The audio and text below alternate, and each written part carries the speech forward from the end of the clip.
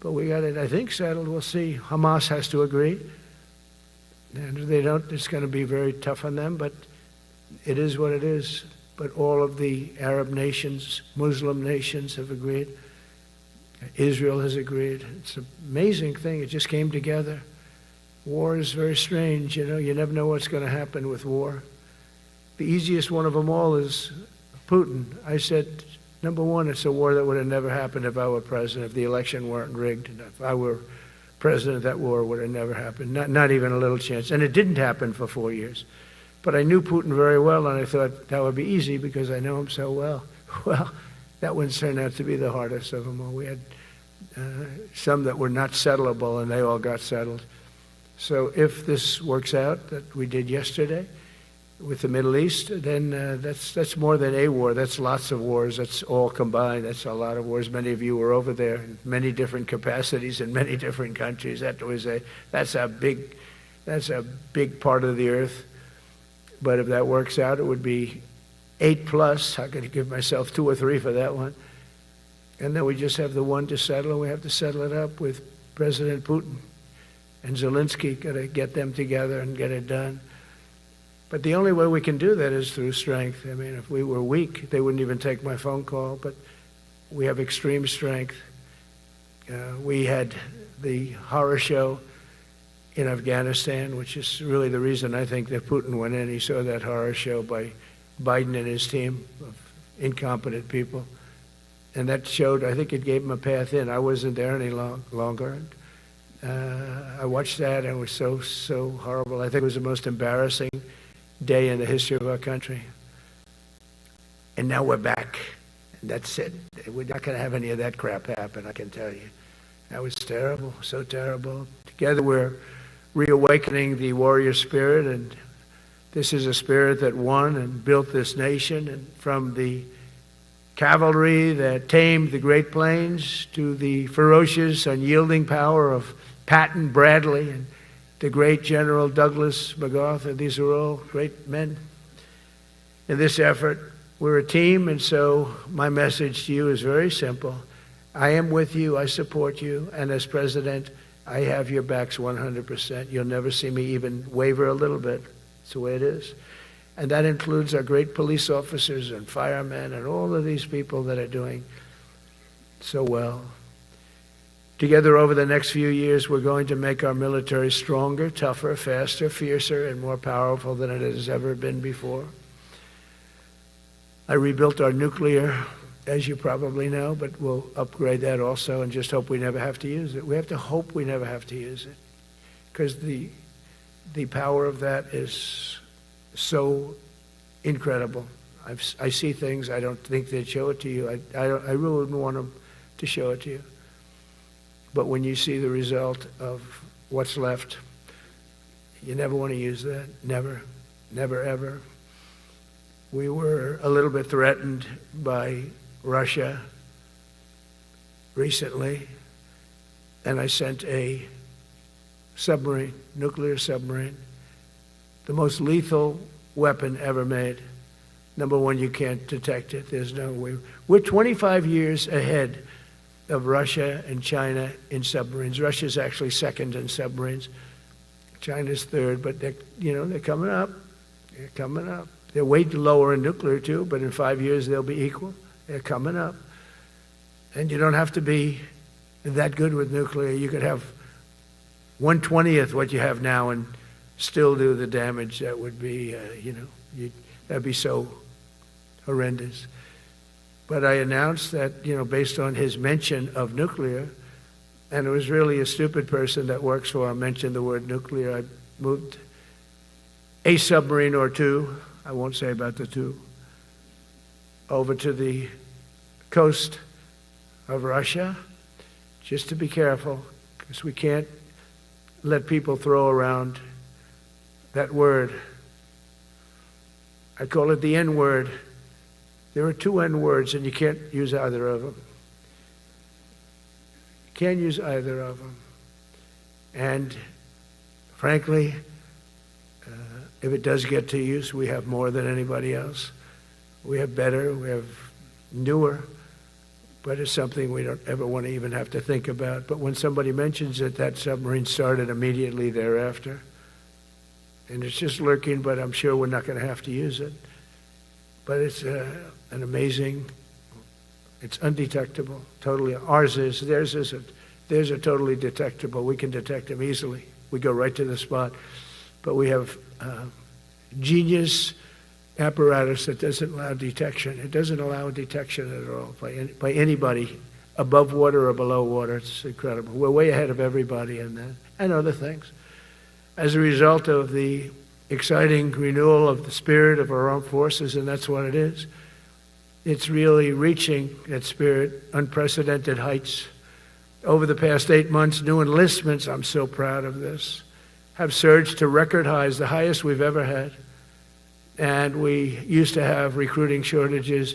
If you remember, about a year and a half ago, I was at the beginning stage of a campaign, and things came out that you couldn't get people to join the armed forces. And by the way, the police also.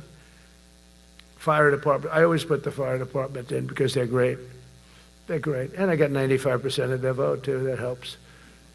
When you get 95% of their vote, you always have to mention them. But they're great.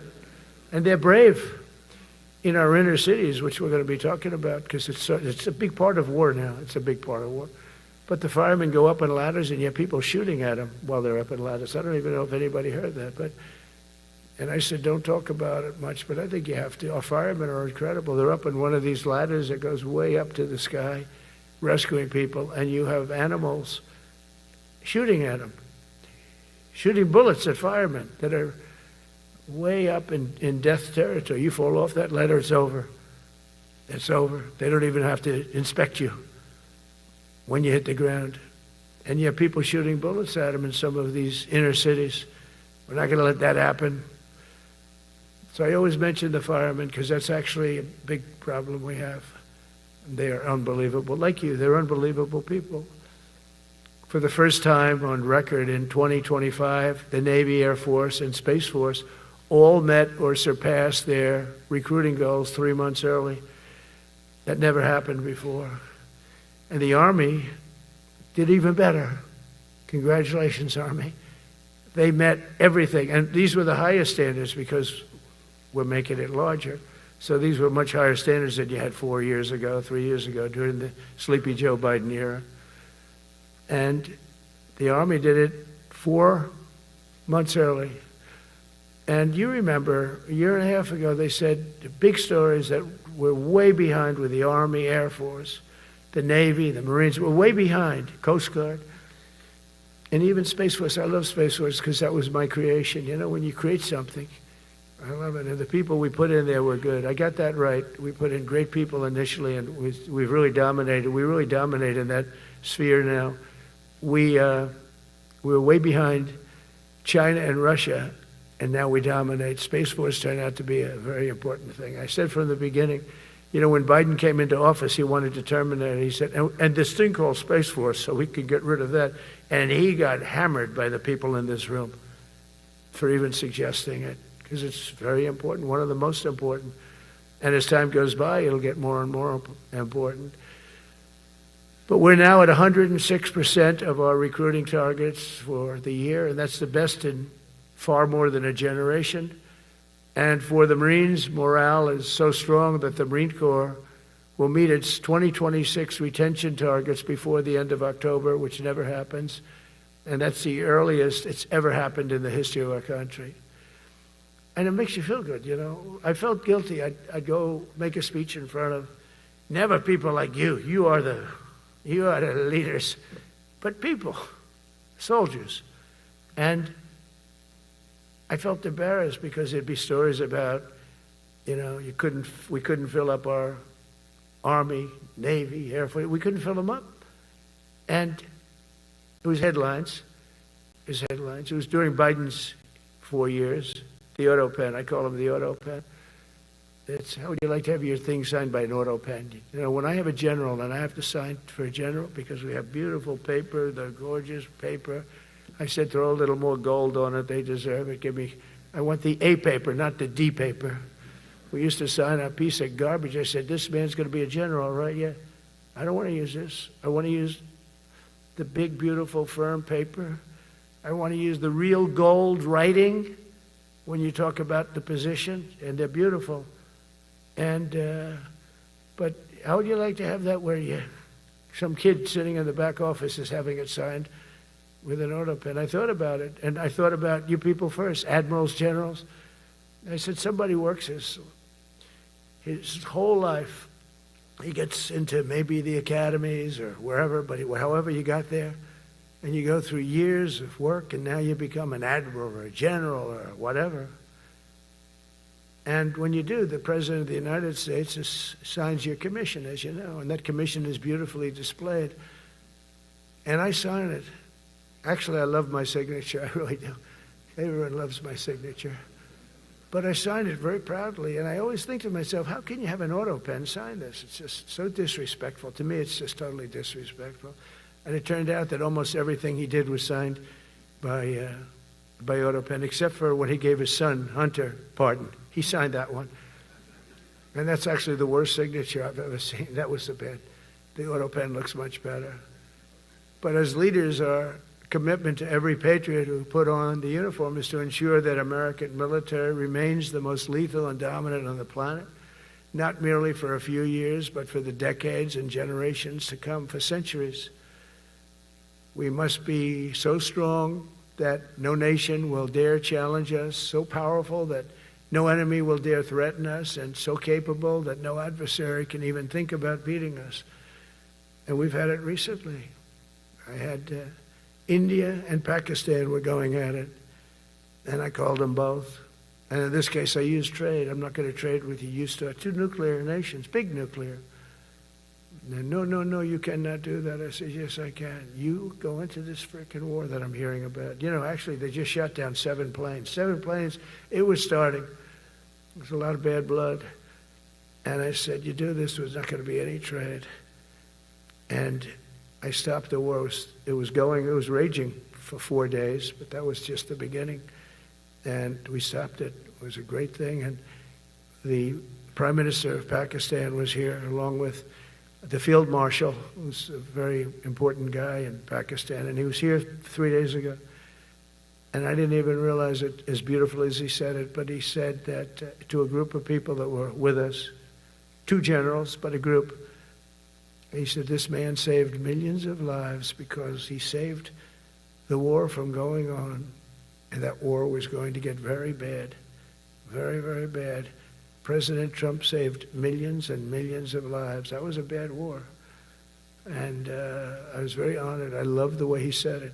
Susie Wiles was there. She said that was the most beautiful thing. But we saved a lot of them. Saved a lot of them. Even in Africa, we saved the Congo with Rwanda. They've been fighting for 31 years, 10 million people dead. I got that one done. And very proud of it. So if this works out, we'll have 8 in 8 months. That's pretty good. Nobody's ever done that. Will you get the Nobel Prize? Absolutely not. They'll give it to some guy that didn't do a damn thing. They'll give it to a guy that wrote a book about the mind of Donald Trump and what it took to solve the wars. And he'll get the Nobel Prize will go to a writer. No, but well, let's see what happens. But it's be a big insult to our country. I will tell you that. I don't want it. I want the country to get it. It should get it because there's never been anything like it. Think of it. So if this happens, I think it will. I don't say that lightly because I know more about deals than anybody. This is what my whole life was based on. And they can change, and this can certainly change. But we have just about everybody. We have one signature that we need, and that signature will pay in hell if they don't sign. I hope they sign for their own good and we create something really great. But to have done 8 of them is just like such an honor. And then we have Putin and Zelensky.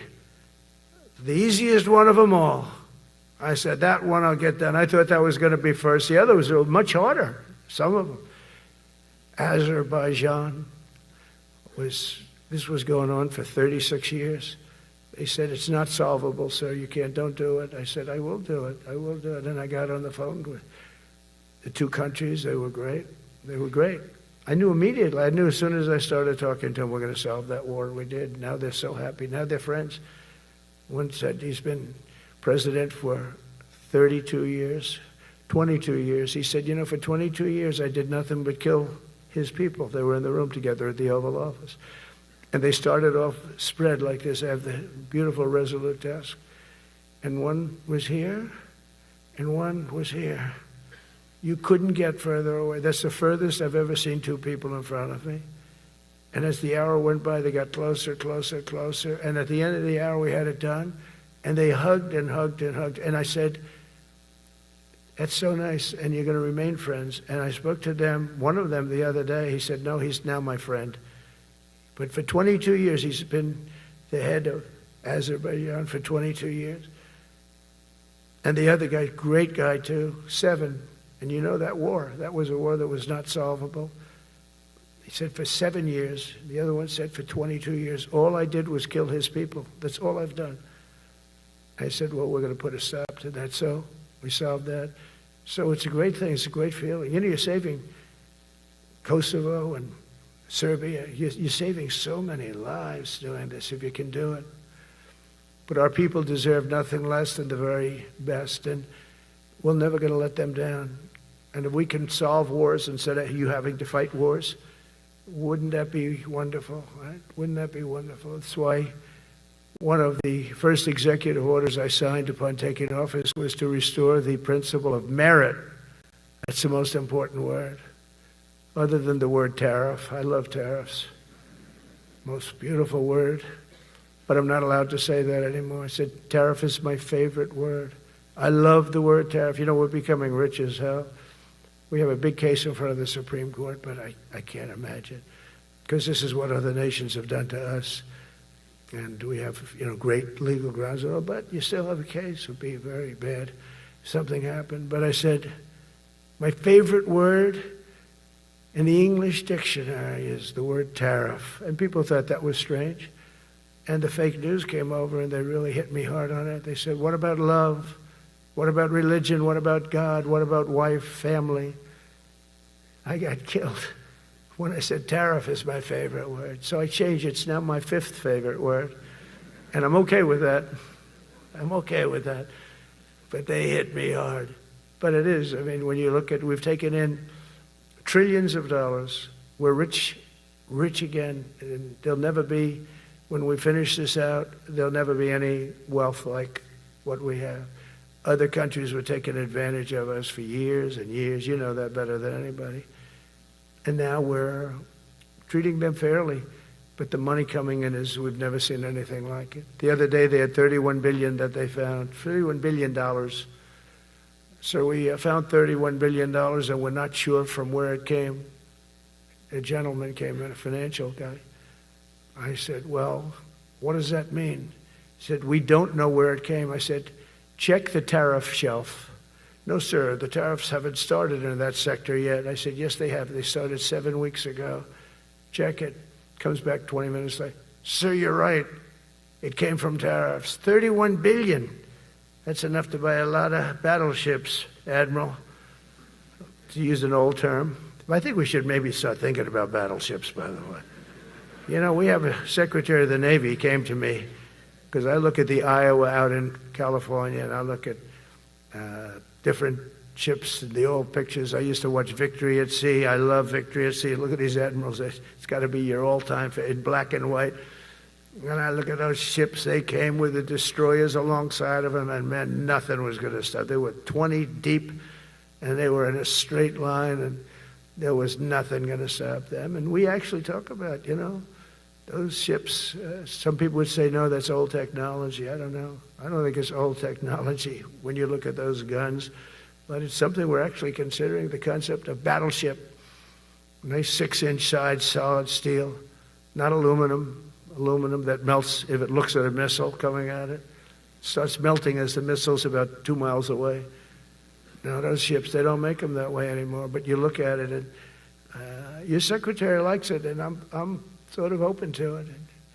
And bullets are a lot less expensive than missiles. A lot of reasons. I should take a vote, but I'm afraid to take that vote because I may get voted out on that one. But I tell you, It's something we're seriously considering. There were powers. There were big powers. They were just about as mean and scary as you could be. And so we're looking at that. One of the biggest cases that we won was the decision of the United States Supreme Court to allow us to proceed on the word merit. Merit. So those two words are right up there. So this is, I would say, the opposite if you ask for a definition. The opposite of political correctness. We went through political correct, where you had to have people that were totally unfit to be doing what you're doing for many reasons. I won't get into them. But for many reasons, they were unfit. Now, it's all based on merit. That was such an unbelievable decision. I didn't expect we were going to win that one. We went in. We said we needed it. We went in for colleges, where kids with a C average are getting into the best colleges, and the kids with A averages won't get in. And kids with the highest boards and the highest marks or the best marks couldn't get into the best schools. And people that had not good boards and not very good marks, okay, but nothing special, they were getting into our best colleges. I said, this is just crazy. You can't run a country like this. And it was lingering for years, and it got to the Supreme Court, and we won that decision. Merit. Everything's based on merit. You're all based on merit. We're not going to have somebody taking your place for political reasons because they are politically correct, and you're not. We take the people that are going to do the best job. That's all. It's very simple. And that's the way our country was built. We were built on merit. We got away from it for a long time. And everyone understands it. And it was done. It was approved. I give great credit to the Supreme Court because I thought they had tremendous courage. I didn't think they'd do that. That was tremendous. I give them maybe for that decision almost more than anything because it's a hard decision to make. It's really hard.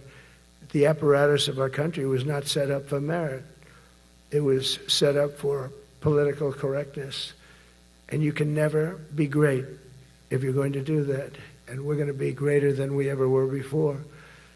We're bringing back a focus on fitness, ability, character, and strength. And that's because the purposes of American military is not to protect anyone's feelings. It's to protect our republic. And it's the republic that we dearly love. It's to protect our country. We will not be politically correct when it comes to defending American freedom, and we will be a fighting and winning machine. We want to fight, we want to win, and we want to fight as little as possible. You have to count on people like me to keep you out of wars because we don't want to go into wars. Many of the wars that I just told you about, we could have entered those wars and settled them in a different way, lose a lot of our troops. And we could have settled them, I guess, differently. Maybe not, actually. Actually, you might not have been able to settle them. We just would have been in the middle of a lot of firepower. But when we do need it, you're going to be so ready. And you know it. But very importantly, with that goal in mind, I've committed to spending over $1 trillion on our military in 2026, and that's the most in the history of our country. $1 trillion. That's a lot of money. I hope you like that. Ma'ams and sirs, I hope you like it. That's a hell of a lot of money. We have the best of everything. Every branch is seeing major investments. And as I announced in the Oval Office in March, we are rapidly moving forward with the first ever 6th generation fighter jet. I didn't name it. I did not name it. Boeing came in and they said, sir, this is our submittal. It's the greatest fighting jet ever done. And, they're testing all these planes. All the companies are testing, and this one tested like through the roof. And they said, we'd like to name it the F-47. I said, all right, let me think about it. Then after thinking for about 2 seconds, I said, okay.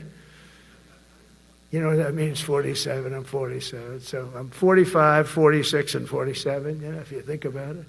I just don't want the credit for 46. I don't want to have their open borders and people coming in from all over the world, including jails and mental institutes. I don't want that on my record, but I like having it. We're investing tens of billions of dollars in modernizing our nuclear deterrence capabilities like never before. And we've begun construction on what we call the Golden Dome missile defense shield. It'll be the most sophisticated in the world. You watched it do well until they had some problems at the end with a little bit of a lack of ammunition, defensive ammunition, but they've got that taken care of. But I tell you, it's what we're doing is so good, and we deserve it. You know, we help other countries with it. We don't have it ourselves. And Canada called me a couple of weeks ago. They want to be part of it. To which I said, well, why don't you just join our country? You become 51, become the 51st state, and you get it for free. So I don't know if that made a big impact, but it does make a lot of sense. It actually makes, because they're having a hard time up there in Canada now, because as you know, with tariffs, everyone's coming into our country. We have more investment than we've ever had before, $17 trillion coming in. As an example, in 4 years, Biden didn't have $1 trillion. We have $17 trillion more than that in 8 months coming in. And they're coming in from Canada, Mexico, from Europe, from all over. AI, auto plants. Everybody's coming back to the United States. Under my budget, we will be expanding the U.S. Navy by at least 19 ships next year, including submarines, destroyers, assault ships, and more. And it's going to be much more than that as we go along, because we basically don't build ships anymore. We do build submarines, but we don't build ships.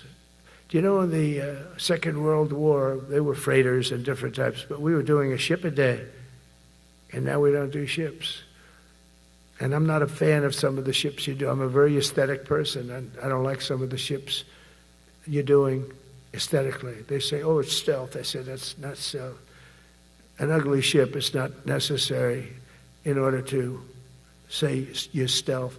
By the way, the B-2 bombers were incredible. That is stealth. They went into that. I was with General Kane and Pete were in we call it the war room, but we're watching them go in, and they were totally untouched. They were not seen. They were literally not seen. They dropped their bombs. They hit every single one of them, hit its target. It was total obliteration. CNN, when we came back, fake news CNN, oh, their camera just went off. You know, their camera, every time I mention it, they turn the camera off because it's never good. They say, this is a problem. But I don't blame them. You're better off keeping it off. But they have some scammer reporter who started saying, without any knowledge, that he may not have hit the targets as well as they thought. It may not have been obliteration. He did hit the targets, and they got to give us a little credit, right? It was obliteration, it turned out. The Atomic Energy Commission said it was obliteration. Not only did they hit the target, they had these chutes. And think of this here. Way up in the sky, there was no moon. It was dead dark. You couldn't see a thing. You couldn't see them. But they had, I guess, a beam going right into these chutes. Every single one of those bombs went right down those chutes into a granite mountain.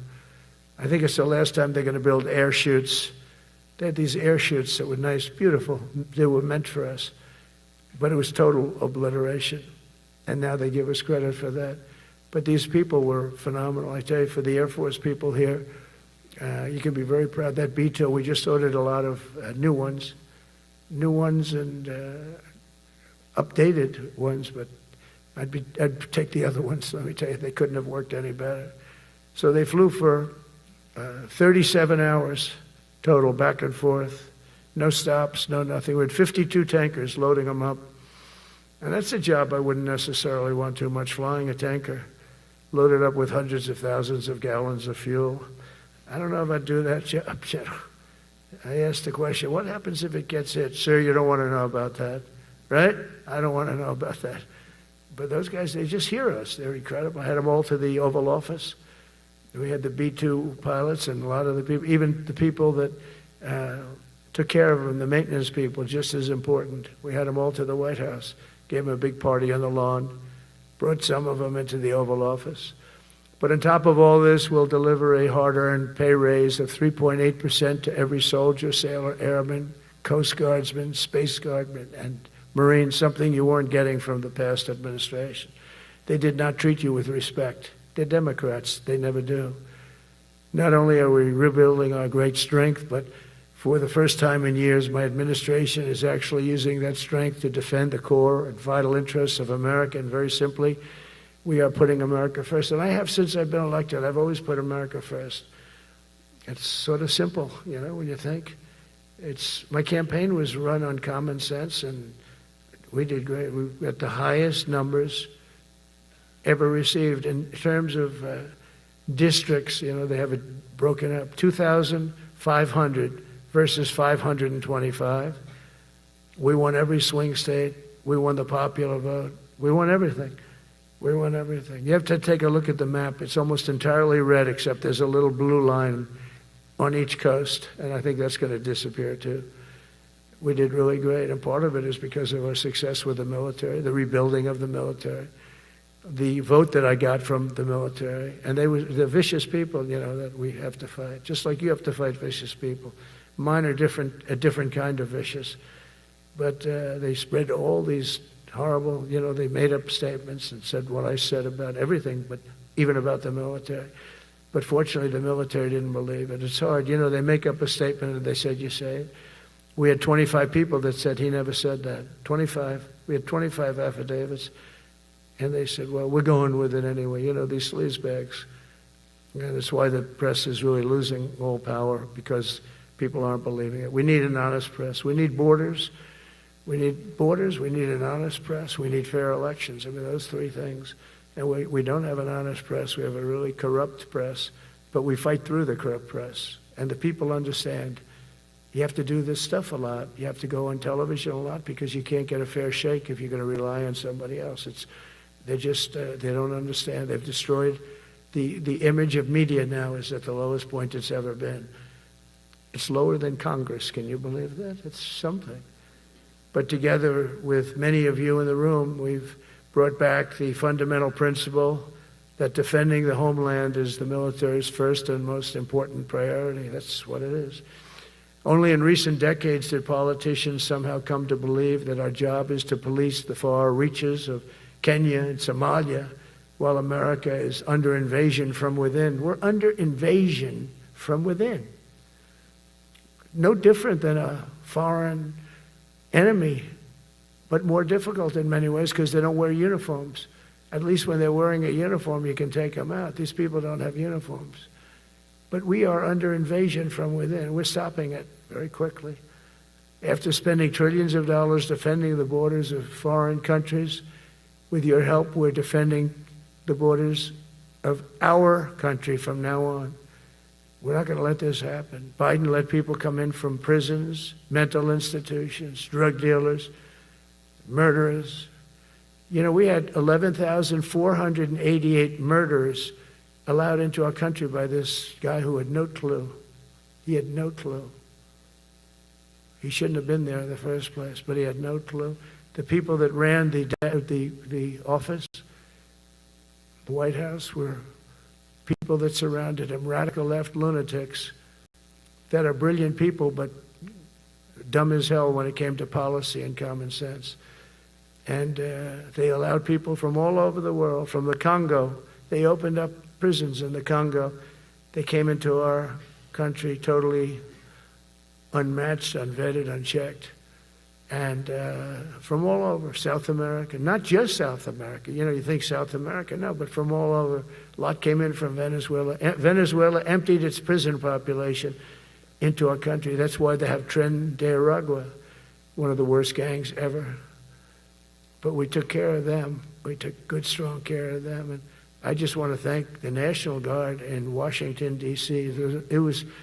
It's embarrassing to say this. Now I can say it because we solved it. But Washington, D.C. was the most unsafe, most dangerous city in the United States of America. And to a large extent, beyond. And beyond that, you go to Afghanistan, they didn't have anything like that. You go to countries that you would think there's problems, they didn't have that. And now Washington, D.C., after 12 days of serious, serious intensity, we took out 1,700 career criminals. If you have 5 career criminals, they can make your numbers look very bad because they'll commit many crimes a day. But we took out 1,700, and they took them out. There was no doubt who the boss was. They did an unbelievable job. Then they started even cleaning. I said, I don't want them doing that, sir. They were cleaning it up. I drove through it 2 days ago. It was beautiful. People are walking down the street holding hands, man and wife, coming from Iowa. They're not worried about being shot. Washington, D.C. is now a safe city. In fact, I went out to dinner with my crew. I haven't done that. In theory, I wouldn't do it. And I felt totally safe. And nobody's been attacked. Nobody's been hurt. Washington, D.C. went from our most unsafe city to just about our safest city in a period of a month. We had it under control in 12 days, but give us another 15, 16 days. It's perfect. And people other than politicians that look bad, they think, the Democrats run most of the cities that are in bad shape. We have many cities in great shape too, by the way. I want you to know that. But it seems that the ones that are run by the radical left Democrats, what they've done to San Francisco, Chicago, New York, Los Angeles, they're very unsafe places. And we're going to straighten them out one by one. And this is going to be a major part for some of the people in this room. That's a war too. It's a war from within. Controlling the physical territory of our border is essential to national security. We can't let these people in. We had no people enter in the last 4 months. Zero. Even I can't believe that. We had millions coming in, pouring in. 25 million all told. And of those 25 million, many of them should never be in our country. They would take their worst people and their people from prisons and jail, and they'd put them in a caravan and they'd walk up. CNN was interviewing one person. Oh, why are you coming? I want freedom. Good. Were you in jail? Yes. For what? Murder. He said, you had to see this anchor, a young woman. She's like, I couldn't believe. She'll probably lose her job, but because the left doesn't want to hear that. But we're running it based on common sense and based on love of our country. But I want to salute every service member who has helped us carry out this critical mission. It's really a very important mission. And I told Pete we should use some of these dangerous cities as training grounds for our military, National Guard, but military. Because we're going into Chicago very soon. That's a big city with an incompetent governor, stupid governor, stupid. They threw him out of his family business. He was so stupid. I know the family. He becomes governor. He's got money. Not money that he made, but he ran for governor, he won, and now he criticizes us all the time. And last week they had 11 people murdered, 44 people shot. The week before that they had 5 people murdered, 28 people shot. Every weekend they lose 5, 6. If they lose 5, they're considering it a great week. They shouldn't lose any. You shouldn't lose any. This is civilization. And he's always up there saying, we're in very good shape. We don't need the military. No, they need the military desperately. How about Portland? Portland, Oregon, where it looks like a war zone. And I get a call from the liberal governor. Sir, please don't come in. We don't need you. I said, well, unless they're playing false tapes, this looked like World War II. Your place is burning down. I mean, you must be kidding. Sir, we have it under control. I said, you don't have it under control, Governor, but I'll check it, and I'll call you back. I called her back. I said, this place is a nightmare. It's certainly not the biggest, but it's one of the worst. It's brutal. They go after our ICE people, who are great patriots and tough job too, but they love it. They love it because they're cleaning up our country. And so you look at some of the things where they took over parts of Seattle. They actually took over a big percentage of Seattle. Think of that. You remember that. That was a while ago.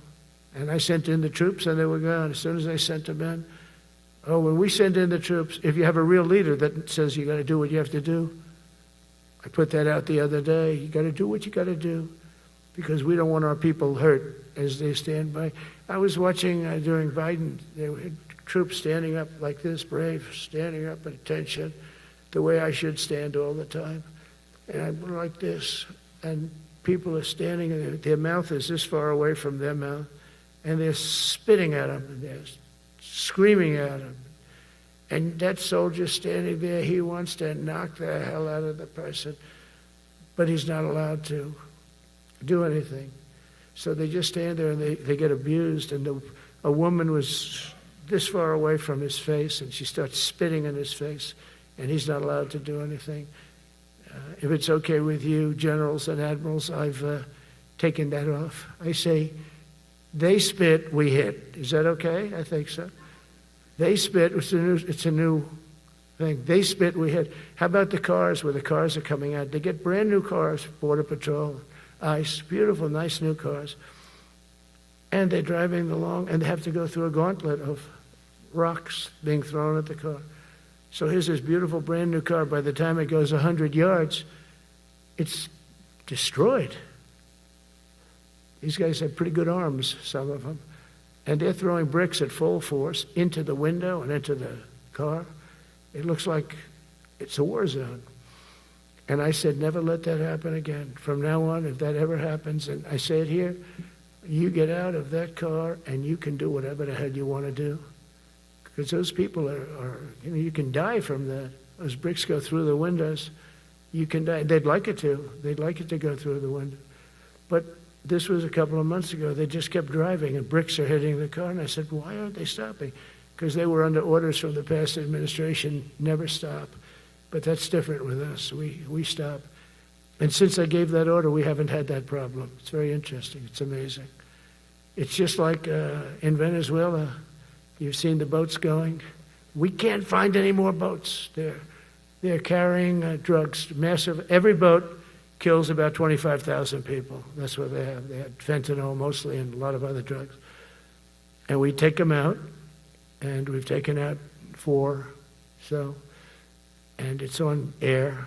Everybody gets to see it. Not that we like to do that, but every boat kills 25,000 on average, 20. Some people say more. You see these boats, they're stacked up with bags of white powder.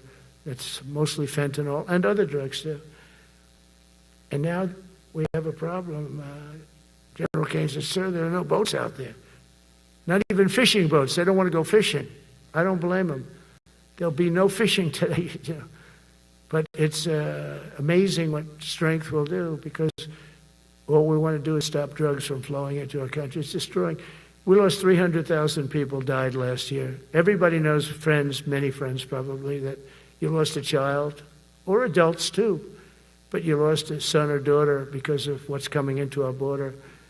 And we're making it very hard. Oh, and we haven't even started yet.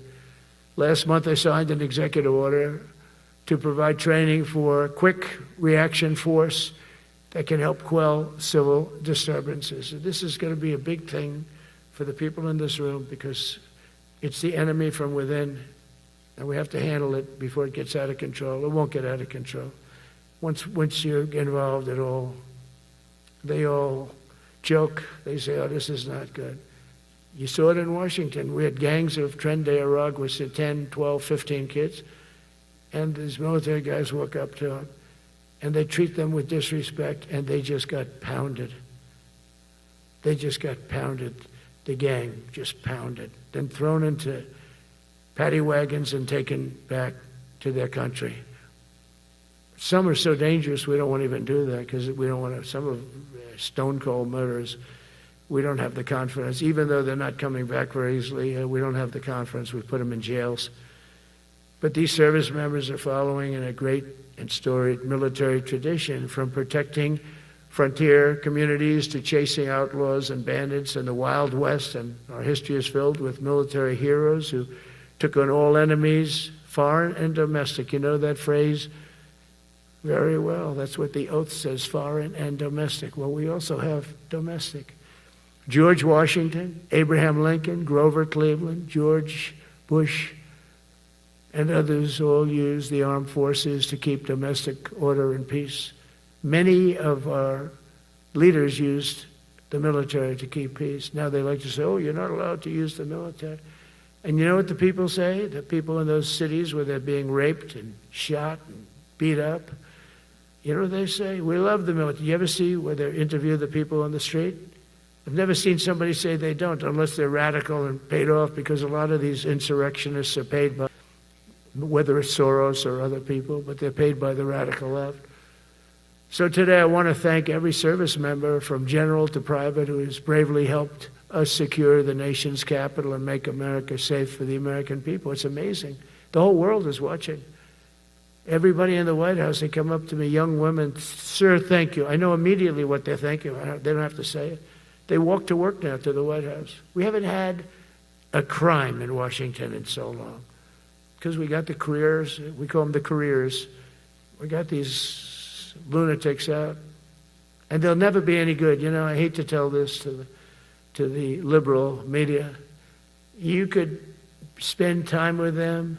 You could do whatever you want. You could send them to the finer schools, which they couldn't get into anyway, mentally. They couldn't get in, but no matter what you do, they'll never be good. They're bad. They're career criminals. I don't know, maybe they were born that way. Some people don't like me to say that, but maybe they were. Certainly some were. Together with the leaders here today, we're also restoring a needed focus on defeating threats in the Western Hemisphere. Throughout this region, cartel terrorists have been allowed to wage a relentless campaign of death and destruction on our country, all because we had weak leadership on top. And we did a great job with it first term, but this is something else what we're doing now. We're taking it to the next level, probably next level times 3. But we had COVID come up, and we had to take care of that. We did a great job with COVID. We had the therapeutics. It was just Regeneron. So many things we did for COVID. But we had to focus on that, and every other country in the world was being decimated by COVID. So we had to change gear a little bit to take care of that. But under our leadership, the military is now the knife's edge in combating this sinister enemy. We have to put the traffickers and cartels on notice, and we've done that. And we've put them, a lot of them, we've called them a terrorist organization, which is actually a big thing to do. Nobody's done it, but I've done it with a lot of them. It gives you a tremendous advantage. If you try to poison our people, we will blow you out of existence, because that's the only language they really understand. That's why you don't see any more boats on the ocean. You don't see any boats. Around Venezuela, there's nothing. As president, I will never hesitate to defend our people from threats of violence, from the horrible plague that's taking place from within. The Iran nuclear power, the Iran, all of the great power that we thought existed, we blew it out to kingdom. We took advantage of it, and we just really took advantage of it, and it was a beautiful thing to see, and that's what military power can achieve. That's why I chose Raising Cane. He's fantastic, by the way. I hope you all agree. If anybody disagrees, could I please have your hand? Who disappears that Raising Cane is no good? Just raise your hand. I don't see any hands raised. All right. That means you're okay.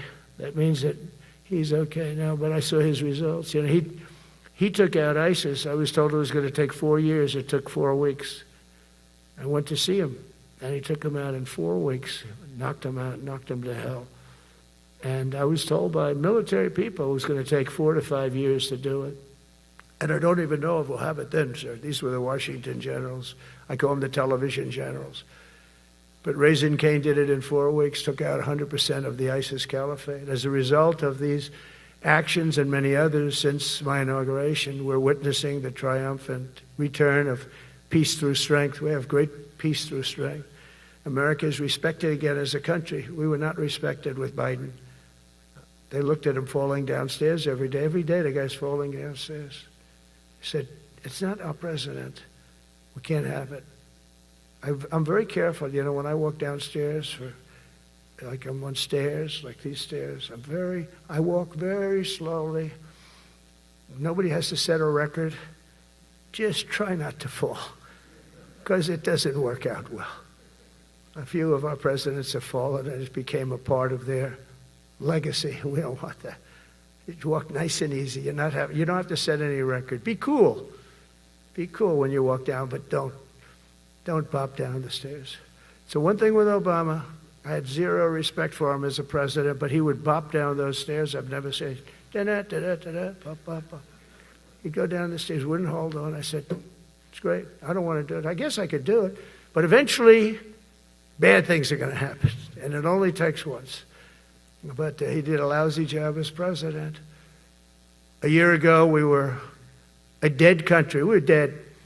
This country was going to hell. We were dead in every way, from immigration to military. We didn't have the weapons. We were given everything to Ukraine. We had nothing. And by the way, I have to tell you, now, as you know, I went over and I met with NATO, and NATO raised from 2 to 5, which everyone said 5% of GDP. Millions and now trillions of dollars are pouring in. They didn't pay the 2% because they know we were there to pay it. And now they paid the 5%. That's trillions of dollars. And we're not spending any money on that war, not 10 cents.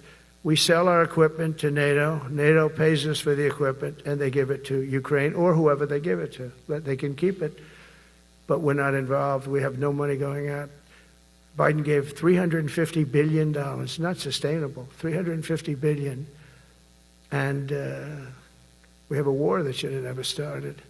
But we're not doing that anymore. So I just want you to know we're selling equipment. Our people are buying equipment. They are buying the equipment at full price, a fair price. So I don't want to say we're making money because I don't want to be making money on a war. It's too many people dying. They're losing 7,000 soldiers a week. A lot of them are Russian soldiers, but between the two countries, mostly soldiers, by the way. Sometimes, in Kiev, they'll lob a missile in or some drones in, kill some people. But mostly it's soldiers. Russia and Ukraine are losing 7,000 souls. And they're not American. They're not us. They're not you. We have a special obligation. But they're soldiers. They're young people. They leave their parents. They wave goodbye. And then 2 days later, they're blown up so unnecessarily. And so that's the primary reason I want to get it done. We got to get it done. It's crazy what's going on. That's the worst war that there's been since World War II. The number of soldiers that are being killed there is just crazy. From 5,000 to 7,000 soldiers die a week. Think of that. So I think we'll get that done. But that's turned out to be the toughest one. I'm so disappointed in President Putin. I thought he would get this thing over with. He should have had that war done in a week. And I said to him, you don't look good. You're 4 years fighting a war that should have taken a week. Are you a paper tiger? And it's a shame, but I think eventually we'll get that one done, just like in theory, I want to knock on wood, because you never know. It's like we're going to have the Middle East done, which is actually a much harder thing to do. I mean, thousands of years. But we have to get that war done. So now just think of it, we're a dead country. I was with the King of Saudi Arabia, a great guy. I was with the Emir of Qatar. I was with the great leadership of UAE. I was over there. We brought back $2 trillion and more.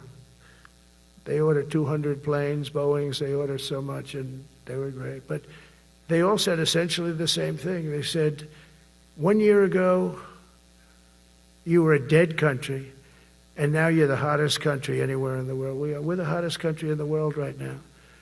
The absolute hottest country in the world. There's nobody even close. Putin said that to me. We met in Alaska, had a good meeting.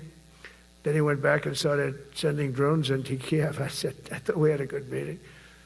But it's one of those things. But we were a dead country a year ago. And now we're the hottest country anywhere in the world. Think of that. You can be proud of that. And you must have felt like hell when you have a wife or a husband at home, and you used to read the numbers that we can't get people to join the Army, Navy, Air Force, Marines, Coast Guard. You must have felt like, I have a job that nobody wants. That doesn't feel good. Well, now you have a job that is brimming over with people wanting it. They want it. And you're able to get a much higher quality because now you have your choice. You want so many. And we're going to have many, many people that aren't going to be able to join because of the fact that we don't need them at this moment.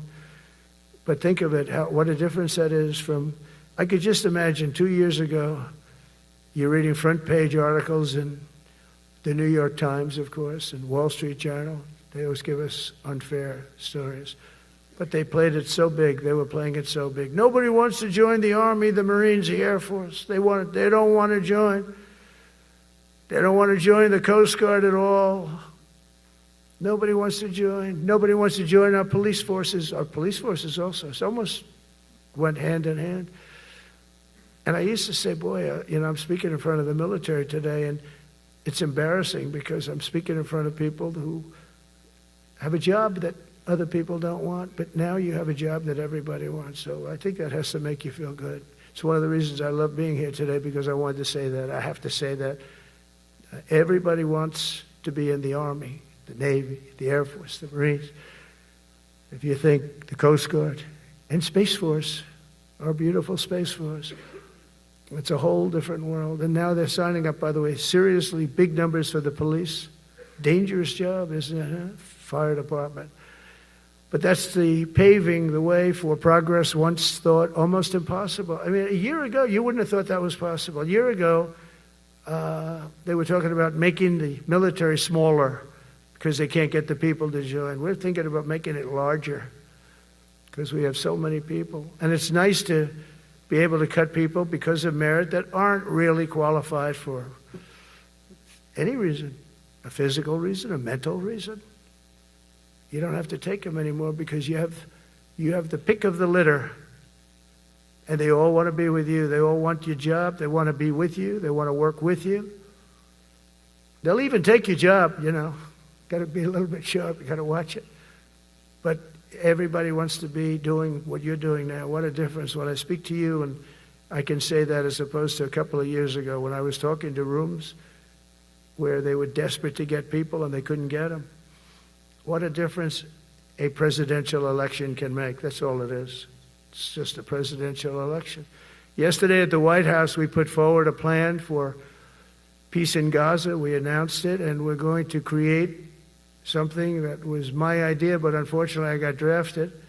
It's going to be called the Board of Peace, and it's going to reign over that territory, and we're going to get that done. And they asked if I'd be the chairman of the Board of Peace. I wasn't counting on that. I had the idea for the Board of Peace, but I said yes, and I guess because of that, every leader, everybody wants to be on the Board of Peace, and we're going to watch over that very volatile part of the world and keep it non-volatile, so you don't have to get involved. We want to save you for other things or save you for nothing from that standpoint. We don't want you fighting wars, but if you have to, you're the most lethal fighting force in the world. And I would say that even 2-3 years ago, but now I say it with great enthusiasm. It's so true. And we're striving tirelessly to end the terrible war in Ukraine. And as you know, we're also working hard to get the allies to share more of the burden of our defense. Much of that has really already taken place. But all NATO members have committed to the increase that I talked about. Think of that. That was unthinkable. It used to be 1%, then we got it up to 2% in my last term. And they did not like it. And now I got it to 5%. And I get along great with all of them. In fact, they call me the president of NATO. I said, I don't think so. But they're great. They're great people. And they're spending a lot of money. And a lot of money that they should have been spending in the past. But I think Putin was a wake-up call for them, really. We're now selling large quantities of American-made weapons to NATO, and we're getting really fair pricing. We're making a lot of money. It's my hope that from Europe to Asia to the Middle East, our allies will make similar commitments to increase their military capabilities. And this will greatly strengthen our alliances, and also it will make war far less likely. If you're a strong presence like we are such a strong presence now. And I go around bragging about that. I said, we have the strongest military anywhere in the world. I say it. You never heard Biden say that. Never heard him say anything. But you never heard him say, did you ever hear him say, we have the strongest military? He doesn't say that. I say it. We have the strongest military anywhere in the world. We have great leadership. And I'll tell you, Pete and General Kane, all of the people that I've met that have been lifted up in rank. And we got many of them out of here, too, I'll be honest with you. didn't like doing it, but we got many of you out of here because we weren't satisfied. We know everything about everybody. It'll also help the United States rapidly rebuild our defense industrial base. Each of you can play an important part in getting allies to do their part. So to that end, Secretary Hegseth will soon be announcing major reforms to streamline military acquisitions and expedite foreign military sales. We have tremendous numbers of countries that want to buy our equipment, and,